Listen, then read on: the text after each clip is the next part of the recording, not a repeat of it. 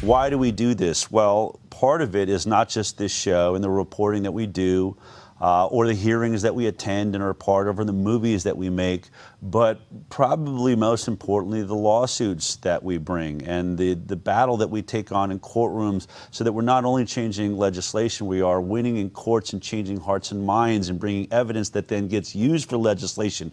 All of it is a part of a multi-pronged approach towards change that we set out all the way back in 2016 when we started ICAN. We are going to bring media. We're going to be a media hub. We are going to be involved in meeting with politicians and talking about change and legislation. And we're going to bring lawsuits that we can start changing in courtrooms, things that are not right. Of course, we're attempting to free the five. And as we speak right now, Aaron Siri is in court in West Virginia. He was in court in West Virginia yesterday. He actually asked, can we push this back a little bit? I have a big hearing in Washington, D.C. that he was the center of. He was getting information in the middle of the night. I swear, Aaron has not slept, I don't think, in probably 5 days, preparing for that hearing, which he was dynamic in, but also preparing for this case that he couldn't move. So yesterday, after a full day in court fighting to bring back the religious exemption in West Virginia, which is going to be critical. Can you imagine when that happens? You know what the power of that? We've already got Mississippi.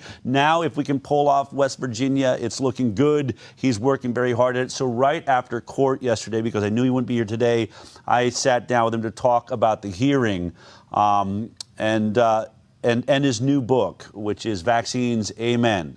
So let's take a look at that interview, which started out with this incredible moment where one of the big arguments that the doctor, I'm forgetting his name at the moment, hit me, Dr. Jake Scott, he came in with his argument that there's been over 600 placebo-based trials. This idea that we've never tested the childhood schedule is ridiculous. I built the biggest database. I'm the #1 guy.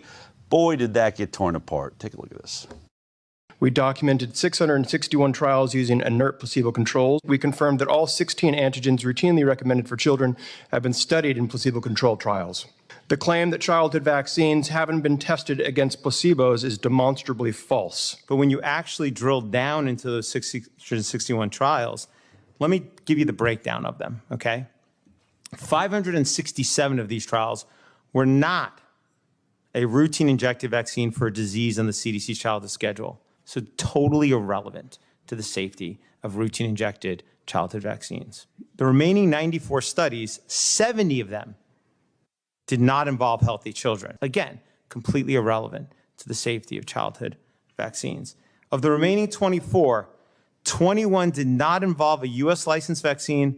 That leaves us with 3 studies, 3, that were claimed to have an inert control that were relied upon to license a routine injected childhood vaccine out of this entire list of 661. And these actually help really highlight the problem we have in terms of assessing safety. One was a trial for the chickenpox vaccine, the varicella vaccine. It was only a few hundred people, so it was underpowered anyway. But Dr. Scott says it's got an inert control, but actually it was an injection of neomycin, an antibiotic. That's not inert. The second one was Gardasil 4 trial, which had thousands and thousands of girls and women in the control group. Almost all of them got an aluminum adjuvant injection. And then there were a few hundred, only a few hundred, that were labeled as a inert control, but they weren't. They got everything that's in the vial except for the antigens in the alum, which included L-histidine, polysorbate 80, sodium borate, yeast protein, not inert. And then the third one was a Gardasil 9 trial, which finally, by the way, did have a saline injection. The few hundred that got the placebo, but they only got it if they first got 3 doses of Gardasil 4. So again, not an actual inert control group.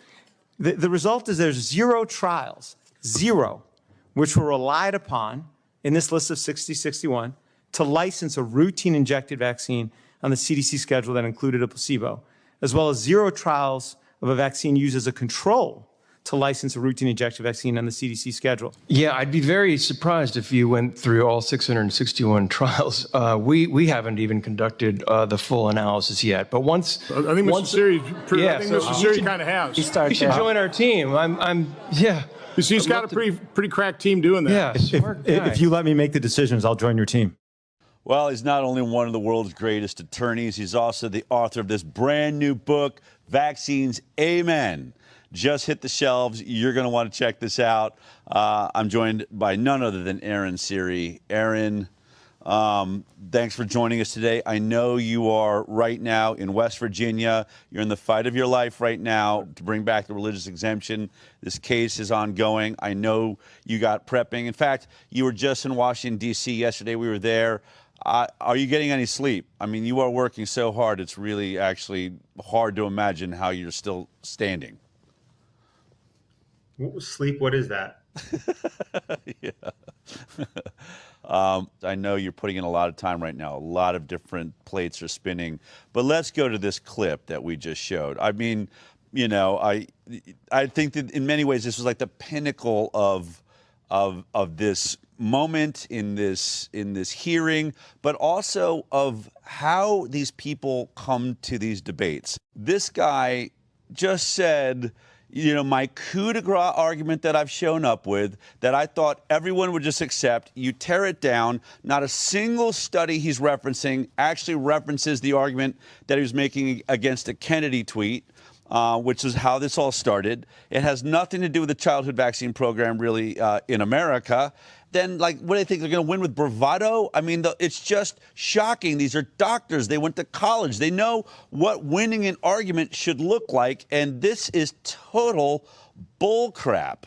I mean, I guess I just keep thinking they believe their own hype. Basically, they think they can just show up and like they're going to use some humor and a little motion and a study that we don't know anything about as though that's going to win the day. And you just absolutely trounced Dr. Scott here. But what's it from your perspective? You're sitting in the front row seat there. Would that blow your mind when he said, we haven't even looked at our own studies? No, I'm not surprised. I think Dr. Scott and his kin epitomize what I call the religion of vaccines. They don't actually have knowledge about these products. They don't base their decisions on real evidence. They have beliefs. They have dogma. They have things they think and repeat through repetition they believe are true. Actual science, actual data, really doing the hard work? No. There's no pushback. Since 1986, basically, it's been a one-way street. They've been unopposed, unchallenged. And so they repeat to each other dogmas and catchphrases. And over time, they just start believing them because nobody ever actually questions them. Nobody gives them pushback. Well, you know, Dr. Scott showed up not only thinking that he had I guess the upper hand in terms of the evidence, which he didn't, because when you read his report, let me tell you something. There are folks like Dr. Stanley Plotkin or who would not have shown up to that hearing. You know why? Because I think that he and his kin, they know they could not actually support the claims that Dr. Scott tried to support. But Dr. Scott, see, he's like almost the rest of the medical profession. He still believes in the slogans. He believes in the catchphrases and in things that are just mythical claims about vaccines. And so he walked right into it. I mean, I'm sure he believed those things were true, but that's the problem. He believed them. He believed they were true. He never really looked at the want to evidence. push back on that a second. You cannot say, you know, Robert Kennedy Jr. makes a statement, tweets out, none of the childhood vaccines on the CDC schedule were ever tested against placebos in a pre-licensure safety trial. He's not just any doctor. The reason he's there is he's the guy they go to. He's building the great database. They keep saying, that's a lie. We've done those placebos.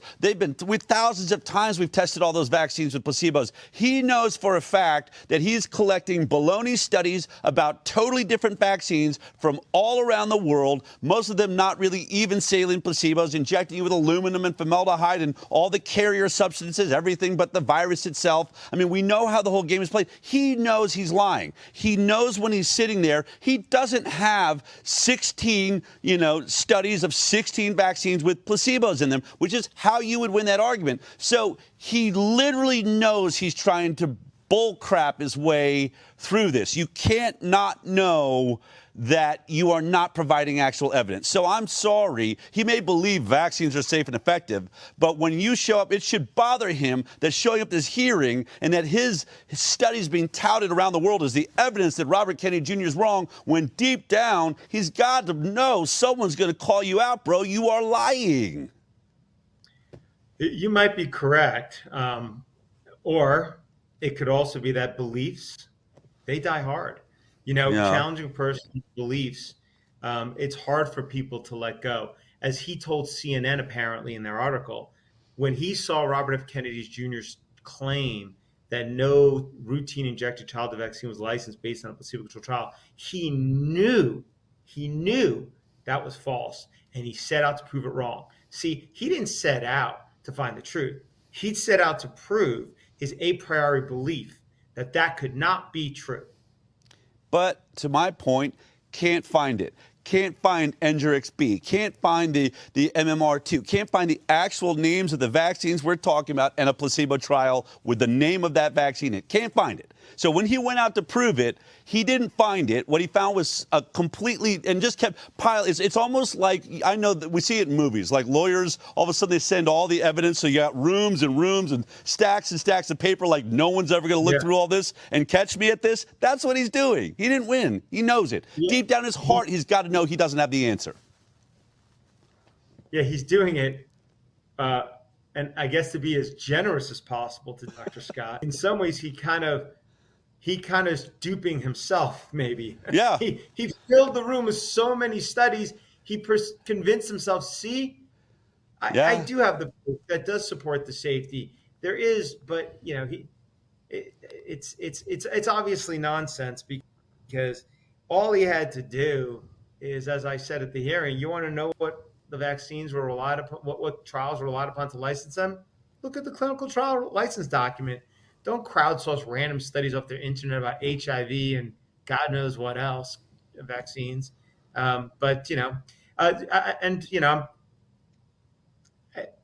Look, you're probably right. I'm just trying to always give somebody the benefit of the doubt. Well, you do that. I'm going to take that benefit away myself. Let's move on to another clip. I think to the point, I think we've said it. These guys think I have a PhD or doctor something. They have the white lab coat. It is like a religion. It's what your book is about here, is the fact that they're running this like a religion. You're not allowed to question me. You don't get to read the actual text. Only I get to see the text, and most of the time I haven't read it. I hear about the text from the Pope. But in this point, I think Senator Blumenthal, tries to catch you with that. You don't have a doctor's license. Yeah, let's just play this moment, because I think you handled this in a way we've never seen it before, which was fantastic. Let's just take a look at this clip. Mr. Siri, we've been talking about medical issues. You're not a medical doctor, are you? No, sir. And you're not an immunologist or biologist or any kind of... Or vaccinologist, no, but I depose them regularly, including the world's leading ones with regards to vaccines, and I have to make my claims based on actual evidence when I go to court with regards to vaccines. I don't get to rely on titles. Okay.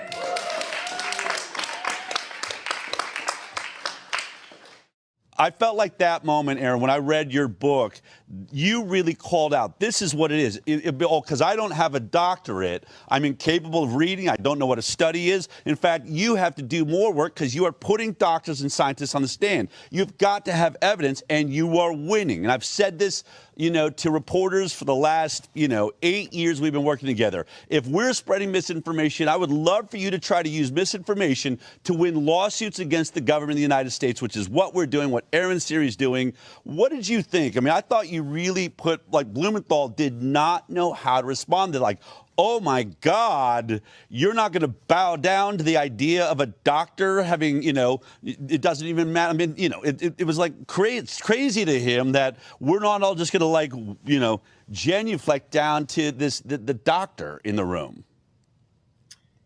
As Senator Blumenthal, when we had our exchange last time, when I was there, I think it was in May for a hearing, came at me one time and never came at me again, if I recall. And but he did quip, well, we're both trial attorneys. And, you know, I think that in that regard, you could see the look on his face. I know that look. Oh, you got me. You got me. And he smiles. And I think he smiles realizing, okay, I have nowhere to go from there. Okay, yeah, because he's trying, he's processing, he's trying. But where's he going to go from there? Because you know what? He may not understand medicine or other stuff, but he knows what being a trial attorney means. He knows how exacting, if you're a good trial attorney, if you really take it seriously, and you're dealing especially with an issue where everything's stacked against you, right? You have all the beliefs out there, you have all of the deceived notions, go down the list. I mean, of all the issues to litigate, you know, sometimes I wonder, I wish I'd have picked an easier one. But that's, you know, everybody's got their calling. With that said, he knows what experts, when they're put to task in trials, that really the lawyer that can take that expert to task really does have to be more knowledgeable than the expert. And if they can take the person who's the head of that discipline to task, yeah, you probably can very much rely on that lawyer's opinion. You know, I did not realize he was a trial attorney, and that helps me understand that look he had in his face. I couldn't quite understand it. There was like a knowing and an acknowledgement. I thought it was just going over his head. So you're right. Now I understand what I was looking at. You had him. He knows if you're good at what you're doing, it doesn't, nobody's going to, you know, have better facts than you do. Speaking of facts, you know, Senator Johnson did a great job of breaking down the death rates, you know, that we're told like are modeled in America and showing how ridiculous those are. But you had a great moment also where these numbers that the WHO is touting about, you know, death rates of COVID in the world, it was really a spectacular moment. Let's take a look at this. The choice before this committee is clear. Base public health policy on transparent, peer-reviewed evidence that anyone can verify, or on an unpublished analysis with acknowledged fatal biases hidden from scientific scrutiny. Vaccines have saved 154 million lives globally over 50 years. The data are public. The evidence is overwhelming. Parents deserve policies grounded in this evidence. Thank you. I welcome your questions. Thank you, Dr. Scott. I'll start with the questioning. I'll just basically turn it over to Mr. Siri. Do you want to start with the 154 million claim? Absolutely. I think the claim about 154 million lives saved is it actually is the epitome of the corruption of science. It reflects the corruption of science in action. This study is just based on guesswork and assumptions. It is a study published by the WHO. It is essentially an advertising piece by them for how effective their immunization program has been over the last 50 years. So what is the confidence interval of that 154 million claim? What is the reliability range of it? It doesn't have one. You know why it doesn't have one? Because it's totally unreliable. As buried in page 42 of the supplement to that quote-unquote advertising piece by the WHO, it's in a section entitled Uncertainty of Estimates, it says that, quote, it cannot put, quote, bounds around the veracity of the estimates. It can't put bounds around the veracity of the estimates. And that, quote, any bounds are arbitrary, end quote, and that, quote, it should not be interpreted as a claim to where the edges of valid estimates possibly lie, end quote. What that means is it could be equally true that 200 million lives were lost because of the vaccine program. It's an unbounded estimate. That is the corruption of science. Yeah, I remember that moment in the room, Aaron, and I'll tell you, the audience started like getting vocal. The energy, by the way, a lot of people in that hearing, when we were all walking out, they said that was the most fiery, interesting, exciting hearing I've ever seen. I mean, there really were like fireworks in there, just because I think the disparity between, you know, facts, like what a fact is, was so much different how you were presenting it. And then this guy, Dr. Scott, just keeps getting blown out of the water. I mean, I'd hate to, at a certain point, I mean, honestly, we almost had that negative effect where you start feeling sorry for the guy that is just outmanned in this debate completely. But what is it? Again, this modeling thing, these numbers, they're so absurd. Or do they think we're stupid, or are they just stupid? They think they're morally, intellectually, and otherwise superior, and that all comes from belief. In that regard, very much as a religion. In a scientific environment, you are open to questions. You are excited when somebody comes and says, "Hey, there's another piece of data here. It might, make what you're looking at now. You can make your model better the way you look at it. This is you want to get it right, except that's not the way this universe works." They have their belief these products are safe and effective, and they engage in selection bias, where the only thing they really are willing to accept and let into their minds are things that affirm those beliefs. And you saw that on full display. I mean, that's why he gets angry. He has to withdraw. He doesn't know what to do, because when presented with the reality, I mean, it's, the thing I said about the WHO study, for example, I mean, if you're a serious scientist, it does not take much to look at it and go, wait, there's no confidence intervals. Wait, how reliable is that number? Okay, wait, let me go look at the limitation section, right? Oh, wait, it's not in the study. Oh, I got to go find the appendix. Oh, I got to go all the way to page 42. And when you read it, you're like, holy crap, they're saying these are totally unreliable. And, what I did is what a scientist who is being objective and thinking and not believing would do, and could reach the same conclusions and make the same points that I made, but they don't do that in that universe. No, I mean, and that's exactly what was on trial, I felt like, in this hearing, like we've never seen it before. I know at the heart of it was this study that we've got coming out of Ford Medical Center by Dr. Zervos, one of the most damning studies we've ever seen. But, Senator Johnson said to us, I don't want to just make it about the study. I want to make it about this orthodoxy that keeps people from publishing the science when it's in front of them and not being afraid to put it out there. And then this belief system, because they're not seeing the science that doesn't get published, and they're in their own thought bubble, But I think one of the greatest ways to show that was this moment where Senator Johnson challenges, because, Dr. Scott ends up talking about how deadly COVID was and the hundreds of patients. Then you can tell he's out over the tips of his skis as numbers start changing. And then ultimately, how are you treating them? Let's take a look at this. I think early on, yes, there were a lot of deaths. I lost over 100 patients.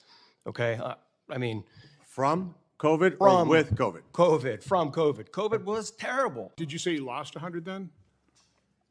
I'm sorry, I'm not trying to. I lost dozens of patients, probably over 100. I lost track, to be honest. Okay. It was awful.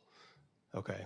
I lost many nursing home folks who live nearby, and multiple a day sometimes. But what was the protocol did you use? Did you use remdesivir? Were you using monoclonal antibodies? Did you ever try ivermectin or budesonide or some of the other generic drugs that were recommended? So I was going based on the best available evidence. My role was actually to focus on the best available evidence for therapeutics. I helped develop the guidelines.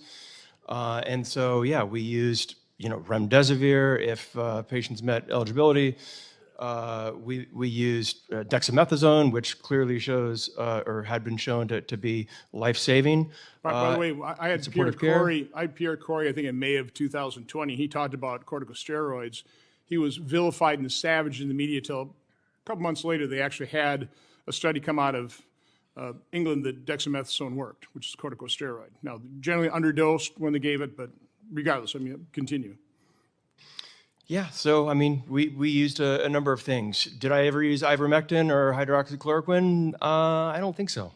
That about says it all right there. And what he's saying is, and this guy, he's a top expert. Not only did I, use remdesivir, I was one of the guys writing the protocol based on the available science. The available science coming down, as your book clearly points out, coming down from, the Pope and the religion on high, what we're allowed to teach, what we're allowed to use. I mean, you do it so beautifully in this book, talking about everything from their version of original sin, the golden cap. I love how you put this together, because it's what people don't understand when they're saying, how is it this is happening? How are these people so clueless? Is it money? Is it greed? Is it power? I said, no, it's something different. It's a religion. These people they believe in an orthodoxy in a religion, and it's heresy to even ask a question. I mean, and that's where this guy is incapable of asking a question about hydroxychloroquine, ivermectin. Every doctor that looked at that saved lives. Everyone that said, wait a minute, totally safe product. Everybody's using it around the world. We've been using it forever. We should have no fear of using it. So why are we letting Tony Fauci telling us it's dangerous? These are two of the safest drugs that have ever been on the planet. And yet he's like, no, I don't think I ever went near that. We stuck with remdesivir, and I wanted to jump up there and say, and killed like 9 out of 10 patients. So yeah, you saw a lot of death, you moron. It's really sad and unfortunate, and because a lot of doctors, as we've heard many of them testify, like Dr. Jordan Vaughn, who's got numerous clinics, had an extremely low death rate. And so depending on the protocol, and when you look at some of the things they did, like, for example, yes, somebody comes in and they have a low blood ox level, right? Where normally that would mean they have mechanical issues with their lungs, so you would intubate. But these folks could breathe. They just had a low blood oxygen level.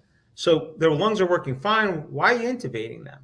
Obviously, it's just illogical. Like, think about it. Right? It doesn't make logical sense to do that. Obviously, it was all about ventilators until they realized they were killing everybody on these ventilators for the most part. Yeah. And then they stopped doing that. The best evidence. That was the best evidence at the time. And we stuck to it until we just killed so many people. But, I tell you, ventilator, good example of and there are good crossover to vaccines for the following reason.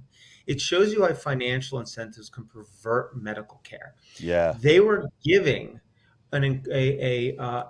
basically bonuses, essentially.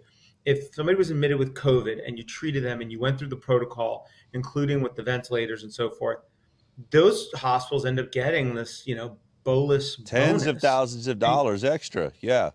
It's just like vaccines, where they gave them immunity, what I call the original sin in 1986.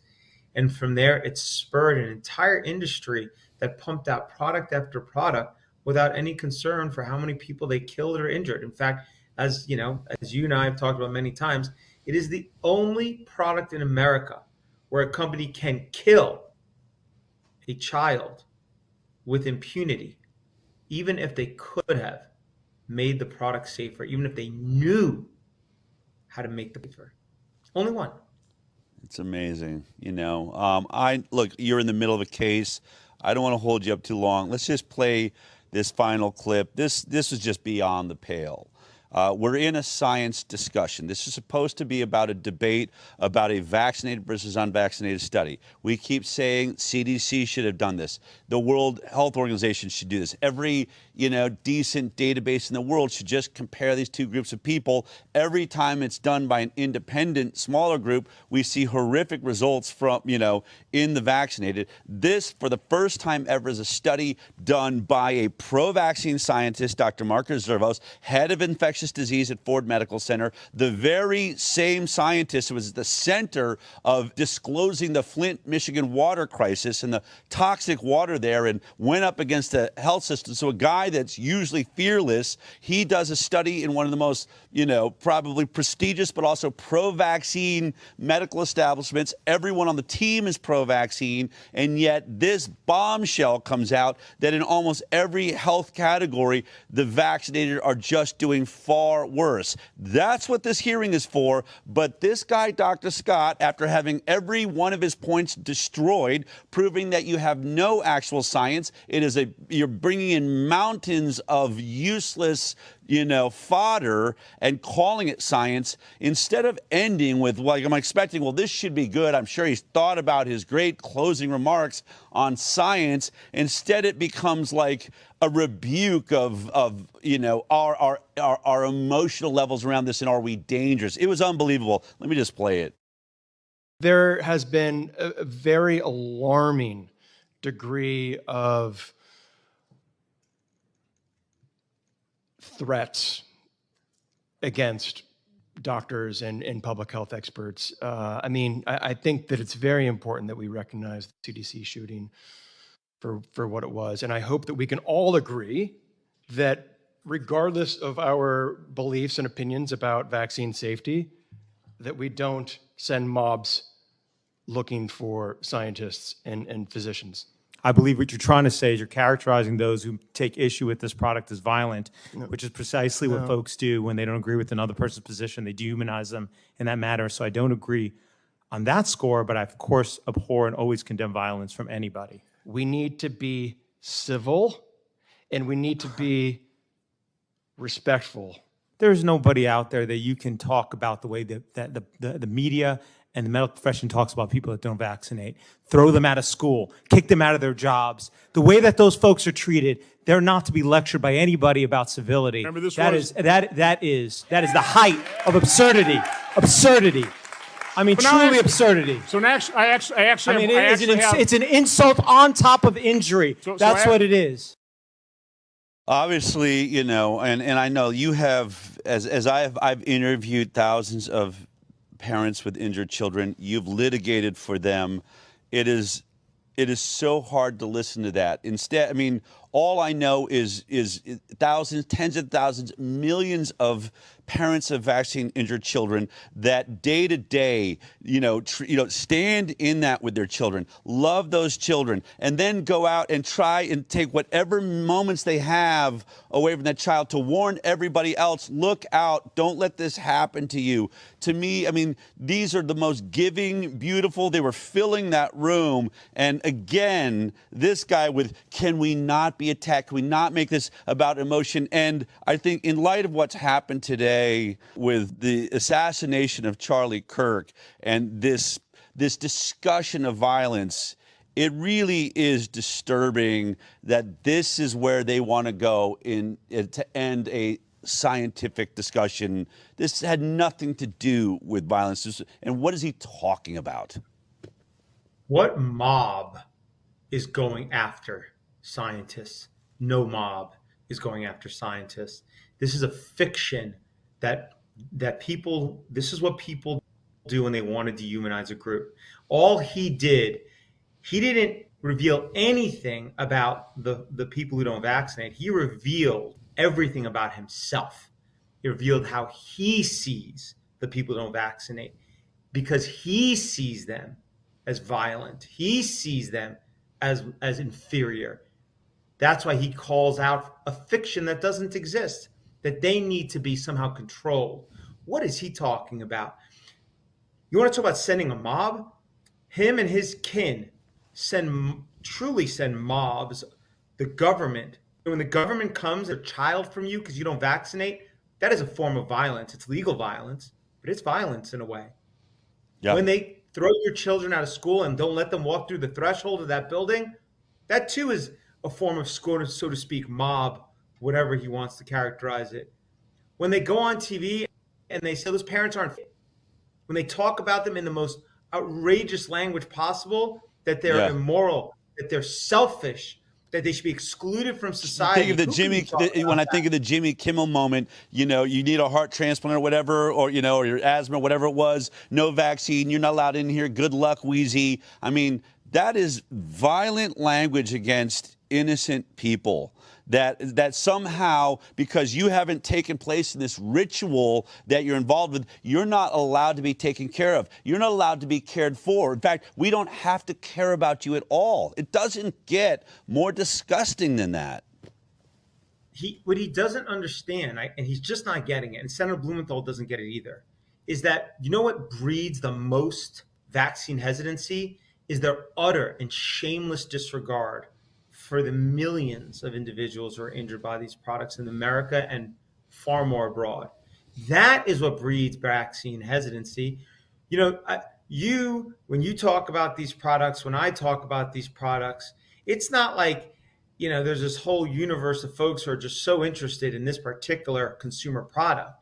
No, they've been personally affected by it. That's the person I meet over and over again. And the stories are just, it's one heartbreaking story after another. You know, and I will readily admit that in that moment, that bothered me when he said that. And I usually don't get bothered in these hearings, and I don't usually and of all the, you know, it's so silly because it was just, you know, we were having an exchange of facts, an exchange of evidence, a discussion about clinical trial designs, a discussion of whether the evidence he put forth was good, and he attacked my evidence. Wonderful. I welcome it. I like those kinds of debates. I will debate that any day with any vaccinologist, infectious disease doctor, immunologist, you name it.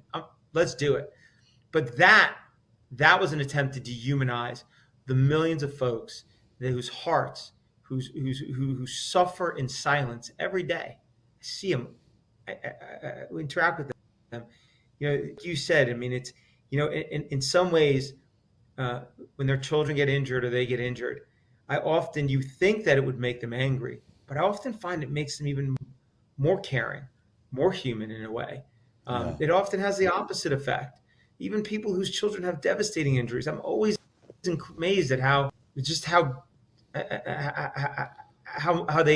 their focus is on their children. Their focus is not on anger or revenge or vengeance. Their focus is on their children. And then this guy is going to sit there and pretend like these folks are going to bring the mob against scientists. And I stand exactly by my words, and I stand at the tone I said them. It is absurd and is the height of absurdity for that man or any of his kin to dare, after the way they treat unvaccinated, lecture the folks who choose to not vaccinate their next child after one child's been injured. You know, that they're somehow the ones who are going to use force in any way to get their will. Precisely the opposite. Let's talk about your book real quick before I let you get back to, you know, getting ready for tomorrow's day in court. So many of us, I mean, even I know you really well, but been waiting for you to write a book. We all want to get inside the head of Aaron Siri. What is going on in there? How does your mind work? How do you put these thoughts together? How are you so eloquent? You know, the strategies you come up with. We watch these incredible hearings, 9-hour hearing with Stanley Plotkin, but you know, why Vaccines Amen? Why is it that, why this book? When you decide to write about the really, you know, was it 8-9 years now you've been litigating for ICAN, also doing your own work with vaccine injury with your law firm. Why this story, this book? Why was this what you decided to go with? Well, unlike these vaccine scientists and infectious disease vaccinologists, when this journey started, when, you know, at the very, very beginning, we started looking at vaccine safety, we approached it. I certainly approached it with an open mind. I wanted to see, what does the evidence actually show? And I will say that in the first few years, it was one shock after another. You know, when I deposed Dr. Stanley Plotkin, that was actually early on. I actually knew a small fraction of what I know today. And I will tell you, the night before I took that deposition of Stanley Plotkin, I was absolutely expecting turns, twists. I was expecting him to bring up stuff that I hadn't anticipated, facts, data, studies that I'd missed, that I would be like, ooh, you got me, okay? But, you know, during that 9-hour course, I was amazed. There's none of that. And it wasn't like he didn't have a chance. He had every opportunity. I actually even asked the extra question, so to speak. I went back. I gave him an opportunity. I said, well, where is it? I said, oh, it's in your book here. Your book's in front of you, right? You're saying that there are clinical trials, placebo-controlled trials to license the MMR vaccine. He goes, yes. I said, great. I said, where are they? He says, in this book. I said, go ahead, I'll wait here. Go ahead, look in the book. I'll wait, right? I mean, I gave opportunity. And so, you know, what I have come to realize over this period of time is that I don't know a better way to characterize all of these vaccinologists and doctors that I've I've deposed, I've cross-examined, I have debated with, I have interacted with, I have exchanged with. It's like a religious belief. Now, that's not meant as an insult to any religion or to religion at all, right?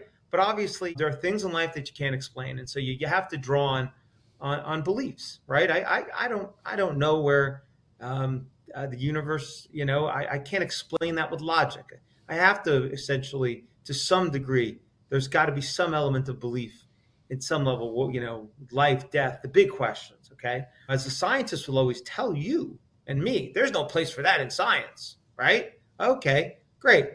Well, there shouldn't be no place for that for a liability-free product we inject over and over and over and over into healthy babies that you say are perfectly safe, okay? There should be no place for that. But in fact, that's what I keep encountering. I keep encountering these experts in the field, the leading experts who read policy, who set the standards, who influence the CDC, the ACIP, that they have these beliefs and they're impervious to reason, to logic, and they're even impervious. And this is the most part that I always find most credible.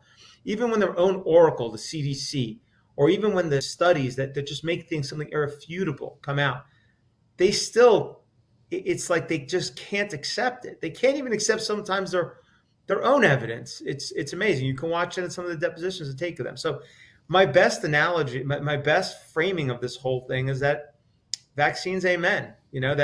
That there's a point at which all I can say to you is, or you're saying is, well, I guess what you're saying is vaccines, amen. That's your closing argument to me, because you have nothing else. And I'll add this, and this is obviously just a little bit of semantics, but you never hear somebody say, I believe in tools, I believe in cars, I believe in lamps, I believe in telephones, I believe in window coverings. No, they're all products. I believe in TVs, but you hear all the time people say, I believe in vaccines. And let me tell you something, that carries a truism, because most of what you hear about vaccines really are beliefs. So I wrote this book, and I'll tell you why I wrote the book. Putting aside, it was a labor of love, and I just had to put this all down someplace. If we're going to make sure that we secure our rights, our right to choose what medical interventions we want. You want to get a vaccine? It's America. Go get them. That's freedom. You want to wear 50 masks? Go for it. But if you don't want to get them, the government should never be coercing anybody to get it. And in that regard, I would like to give an incredible, a shout out to, Surgeon General Joe Ladapo, the governor and his wife in Florida, for recognizing that incredibly important principle. Promote vaccines. Spend billions of dollars promoting them. Even try to persuade if you want, but you got to let people choose at the end. And so if we're going to make sure we secure that right, the more people who truly understand this issue, not just understand one piece of it. Some people understand it from the perspective of their child was injured, and so they have, a very deep knowledge in regards to that component of it, or they have this particular vaccine that they have an issue with. A lot of people, it's been COVID vaccine. They could tell you about mRNA and biodistribution, spike protein. They don't really know a lot about the other vaccines, but they also believe in informed consent and medical liberty. This book is intended to arm anybody that reads it with the knowledge, with the ability to effectively advocate on this topic, not with beliefs, not with mantras, not with slogans, but with evidence, with exactly the type of evidence that I use all the time in my court cases, and that you saw in that hearing before the U.S. Senate. This book is intended to create an army of people who understand, and maybe even emerge from there some warriors. The day will come, I won't be here, and so this book is there for others to pick up and continue the fight, because more people out there who fight, the more we can do it. Del, you and I can't do this alone. We need as many allies and effective advocates out there, and this is for everybody out there who wants to advocate or who just wants to learn more about these products. Especially recommend that anybody who's in any way, says they believe in vaccines or catches themselves saying that phrase, yeah, I believe in vaccines, I really urge you to read this book. Where do we buy it? Where can we find the book right now? It's available on Amazon, and that's where you can find it. It's apparently looks like the #1 bestseller in vaccination. So that's All right. That's great.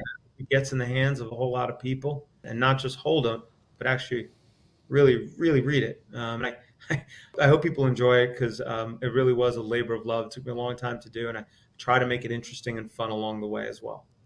I don't know how you found the time, but you are one of the most spectacular individuals I've ever met. It's really great the years we've gotten to work with you. I look forward to more, and I can't wait to hear about you winning this case. So get out there tomorrow. Go get them, Aaron. This is huge. Let's bring religious freedom back to West Virginia. Give children the right to go to school without being coerced. Let's stop destroying our commitment to the Nuremberg Code and the right to informed consent. It's in your hands, and there's no better hands out there. Thank you, Dylan. And if I may just make one last comment about freedom and those who fight for freedom.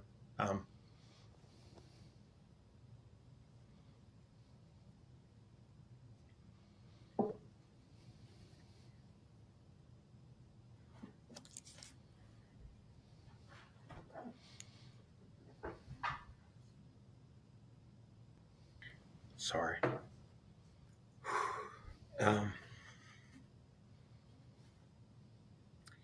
I think we lost somebody who dedicated himself to the freedom of speech. And obviously, there are some who viewed him as controversial. There are others who saw him as somebody who was trying to create dialogue, whether you agreed with him or not. And he was exercising his First Amendment right to speak.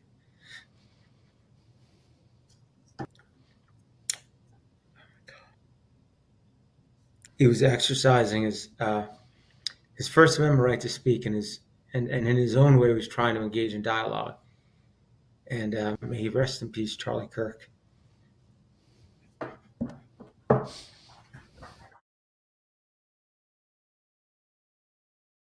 We're gonna wrap it up there. I